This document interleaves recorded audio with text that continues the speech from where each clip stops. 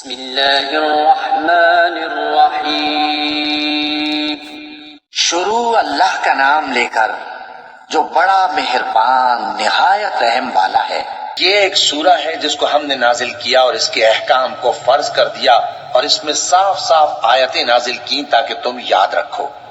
بدکاری کرنے والی عورت اور بدکاری کرنے والا مرد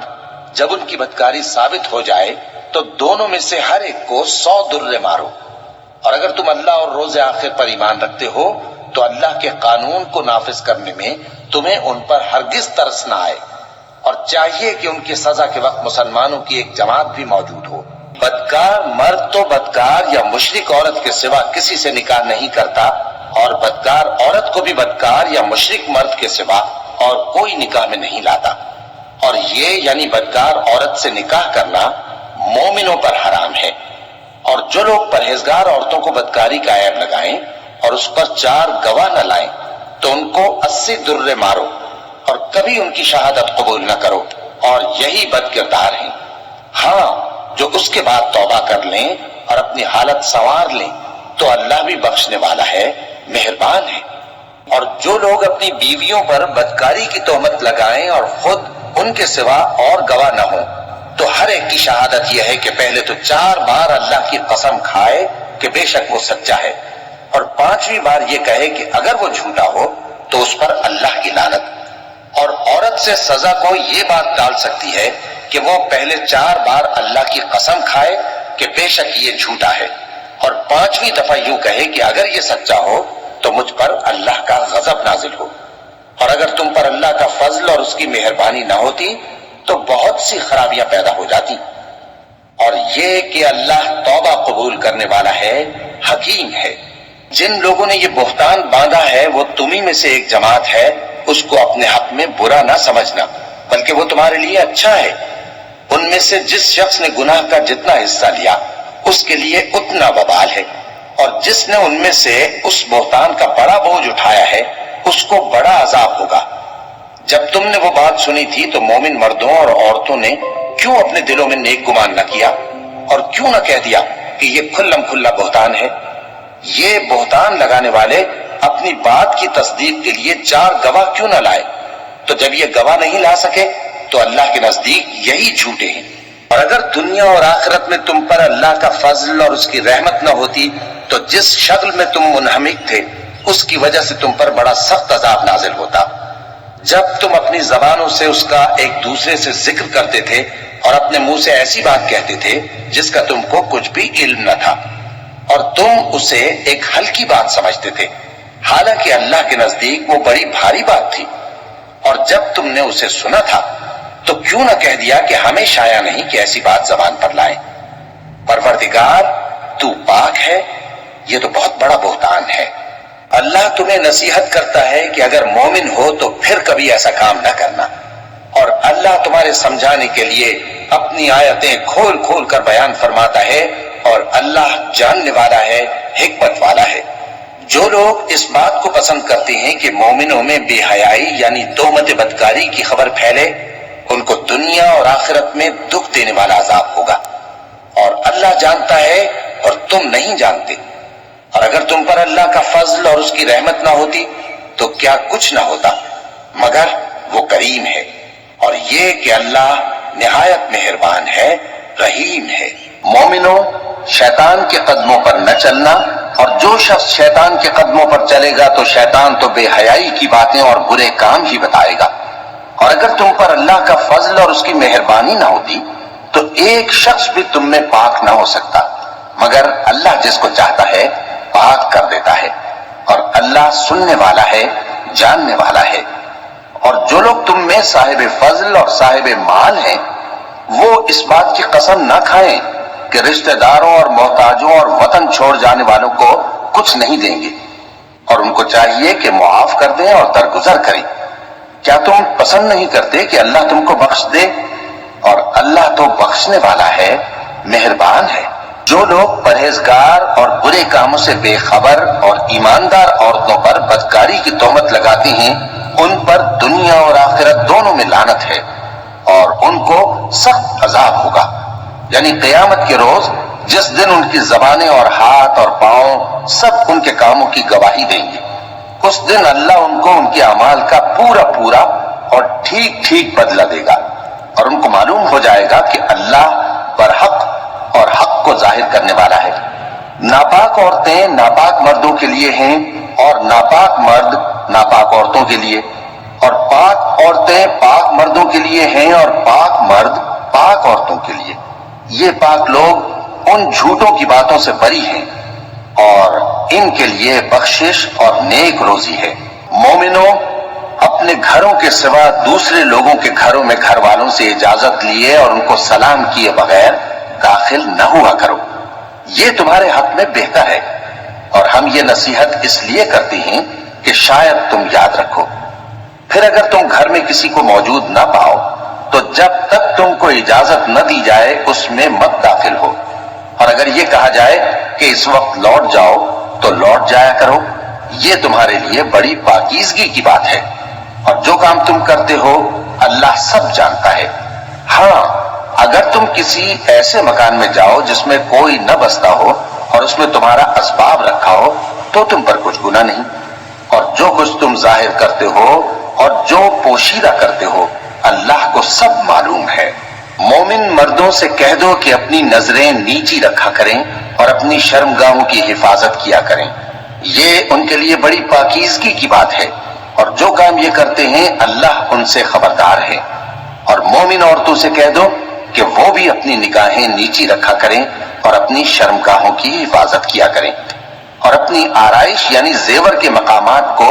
ظاہر نہ ہونے دیا کریں مگر جو اس میں سے کھلا رہتا ہو،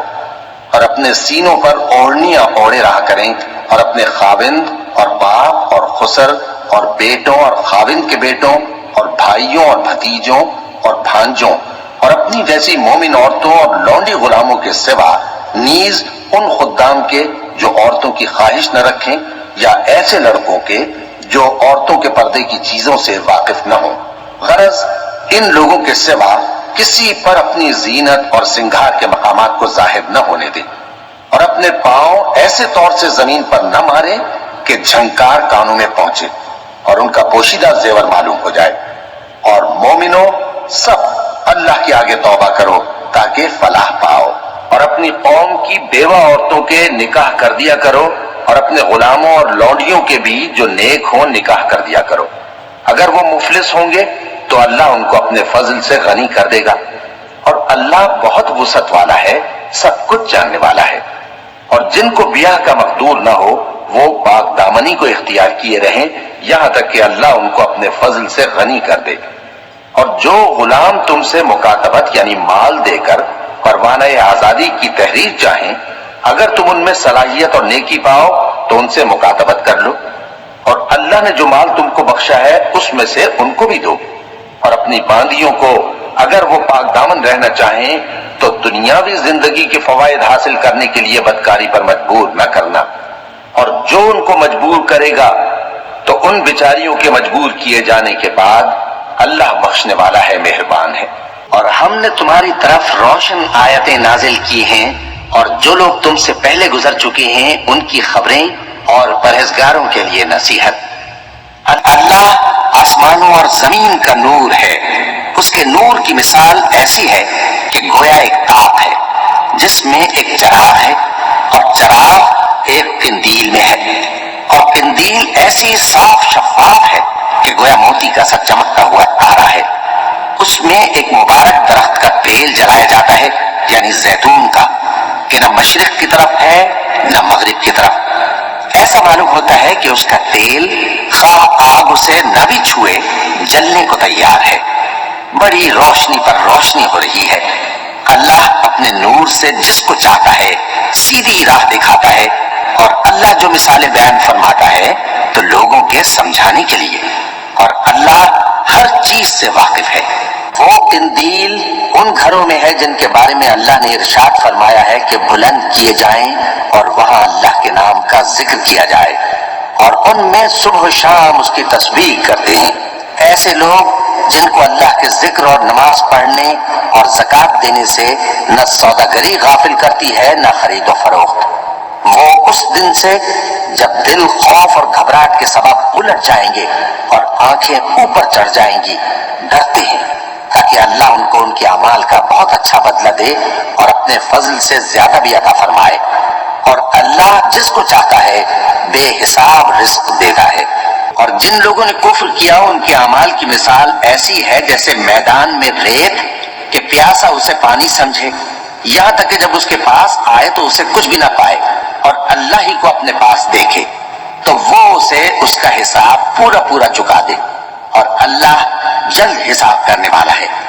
یا ان کے اعمال کی مثال ایسی ہے جیسے گہرے سمندر میں اندھیرے جس پر لہر چڑھی چلی آتی ہو اور اس کے اوپر اور لہر آ رہی ہو اور اس کے اوپر بادل ہو، غرض اندھیرے ہی اندھیرے ہو، ایک پر ایک چھایا ہوا، جب اپنا ہاتھ نکالے تو کچھ نہ دیکھ سکے۔ اور جس کو اللہ روشنی نہ دے اس کو کہیں بھی روشنی نہیں مل سکتی۔ کیا تم نے نہیں دیکھا کہ جو لوگ آسمانوں اور زمین میں ہیں اللہ کی تسبیح کرتے رہتے ہیں، اور پر پھیلائے ہوئے پرندے بھی، اور سب اپنی نماز اور تسبیح کے طریقے سے واقف ہیں،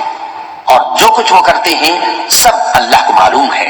اور آسمان اور زمین کی بادشاہی اللہ ہی کے لیے ہے اور اللہ ہی کی طرف لوٹ کر جانا ہے۔ کیا تم نے نہیں دیکھا کہ اللہ ہی بادلوں کو چلاتا ہے، پھر ان کو آپس میں ملا دیتا ہے، پھر ان کو تہ بتہ کر دیتا ہے، پھر تم دیکھتے ہو کہ بادل سے مے نکل کر برس رہا ہے، اور آسمان میں جو اولوں کے پہاڑ ہیں ان سے اولے نازل کرتا ہے، تو جس پر چاہتا ہے اس کو برسا دیتا ہے اور جس سے چاہتا ہے ہٹا رکھتا ہے۔ اور بادل میں جو بجلی ہوتی ہے اس کی چمک آنکھوں کو خیرہ کر کے بینائی کو اچتے لیے جاتی ہے۔ اللہ ہی رات اور دن کو بدلتا رہتا ہے، اہل بصارت کے لیے اس میں بڑی عبرت ہے۔ اور اللہ ہی نے ہر چلنے پھرنے والے جاندار کو پانی سے پیدا کیا، تو ان میں سے بعض ایسے ہیں کہ پیٹ کے بل چلتے ہیں، اور بعض ایسے ہیں جو 2 پاؤں پر چلتے ہیں، اور بعض ایسے ہیں جو 4 پاؤں پر چلتے ہیں۔ اللہ جو چاہتا ہے پیدا کرتا ہے، بے شک اللہ ہر چیز پر قادر ہے۔ ہم ہی نے روشن آیتیں نازل کی ہیں، اور اللہ جس کو چاہتا ہے سیدھے راستے کی طرف ہدایت کرتا ہے۔ اور بعض لوگ کہتے ہیں کہ ہم اللہ پر اور رسول پر ایمان لائے اور ان کا حکم مان لیا، پھر اس کے بعد ان میں سے ایک فریق پھر جاتا ہے، اور یہ لوگ صاحب ایمان ہی نہیں ہیں۔ اور جب ان کو اللہ اور اس کے رسول کی طرف بلایا جاتا ہے تاکہ پیغمبر ان کا قضیہ چکا دیں، تو ان میں سے ایک فریق منہ پھیر لیتا ہے، اور اگر ان کو حق ملتا ہو تو اس کی طرف قبول کر کے چلے آتے ہیں۔ کیا ان کے دلوں میں بیماری ہے، یا یہ شک میں ہے، یا ان کو یہ خوف ہے کہ اللہ اور اس کا رسول ان پر ظلم کریں گے؟ نہیں، بلکہ یہ خود ہی ظالم ہے۔ مومنوں کی تو یہ بات ہے کہ جب اللہ اور اس کے رسول کی طرف بلائے جائیں تاکہ وہ ان میں فیصلہ کریں تو کہیں کہ ہم نے حکم سن لیا اور مان لیا، اور یہی لوگ فلاح پانے والے ہیں۔ اور جو شخص اللہ اور اس کے رسول کی فرما برداری کرے گا اور اس سے ڈرے گا اور اس کا تقوی اختیار کرے گا تو ایسے ہی لوگ مراد کو پہنچنے والے ہیں۔ اور یہ اللہ کی سخت سخت قسمیں کھاتے ہیں کہ اگر تم ان کو حکم دو تو سب گھروں سے نکل کھڑے ہوں۔ کہہ دو کہ قسمیں مت کھاؤ، پسندیدہ فرما برداری درکار ہے، بے شک اللہ تمہارے سب اعمال سے خبردار ہے۔ کہہ دو کہ اللہ کی فرما برداری کرو اور رسول کے حکم پر چلو، اگر منہ موڑو گے تو رسول پر اس چیز کا ادا کرنا ہے جو ان کے ذمے ہے، اور تم پر اس چیز کا ادا کرنا ہے جو تمہارے ذمے ہے، اور اگر تم ان کے فرمان پر چلو گے تو سیدھا رستہ پالو گے، اور رسول کے ذمے تو صاف صاف پہنچا دینا ہے۔ جو لوگ تم میں سے ایمان لائے اور نیک کام کرتے رہے ان سے اللہ کا وعدہ ہے کہ ان کو ملک کا حاکم بنا دے گا، جیسا ان سے پہلے لوگوں کو حاکم بنایا تھا، اور ان کے دین کو جسے اس نے ان کے لیے پسند کیا ہے مستحکم و پائیدار کرے گا، اور خوف کے بعد ان کو امن بخشے گا۔ وہ میری عبادت کریں گے اور میرے ساتھ کسی چیز کو شریک نہ بنائیں گے، اور جو اس کے بعد کفر کرے تو ایسے ہی لوگ بد کردار ہیں۔ اور نماز پڑھتے رہو اور زکوٰۃ دیتے رہو اور پیغمبر کے فرمان پر چلتے رہو تاکہ تم پر رحمت کی جائے، اور ایسا خیال نہ کرنا کہ کافر لوگ ہم کو زمین میں مغلوب کر دیں گے، ان کا ٹھکانہ دوزخ ہے اور وہ بہت برا ٹھکانہ ہے۔ مومنوں، تمہارے باندی غلام اور جو بچے تم میں سے بلوغ کو نہیں پہنچے 3 دفعہ یعنی 3 اوقات میں تم سے اجازت لیا کریں۔ ایک تو نماز فجر سے پہلے، اور دوسرے گرمی کی دوپہر کو جب تم کپڑے اتار دیتے ہو، اور تیسرے عشاء کی نماز کے بعد۔ یہ 3 وقت تمہارے پردے کے ہیں، ان کے آگے پیچھے یعنی دوسرے وقتوں میں نہ تم پر کچھ گناہ ہے اور نہ ان پر، کہ کام کاج کے لیے ایک دوسرے کے پاس آتے رہتے ہو۔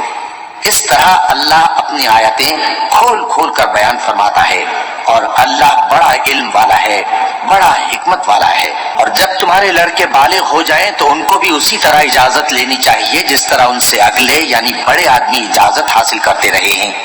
اس طرح اللہ تم سے اپنی آیتیں کھول کھول کر بیان فرماتا ہے، اور اللہ جاننے والا ہے، حکمت والا ہے۔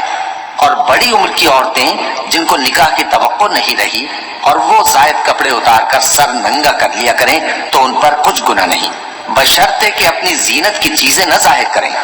اور اگر اس سے بھی بچیں تو یہ ان کے حق میں بہتر ہے،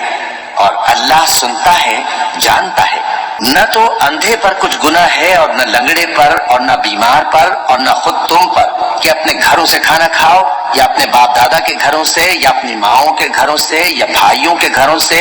یا اپنی بہنوں کے گھروں سے، یا اپنے چچاؤں کے گھروں سے، یا اپنی پھوپھیوں کے گھروں سے، یا اپنے ماموں کے گھروں سے، یا اپنی خالاؤں کے گھروں سے، یا اس گھر سے جس کی کنجیاں تمہارے ہاتھ میں ہوں، یا اپنے دوستوں کے گھروں سے۔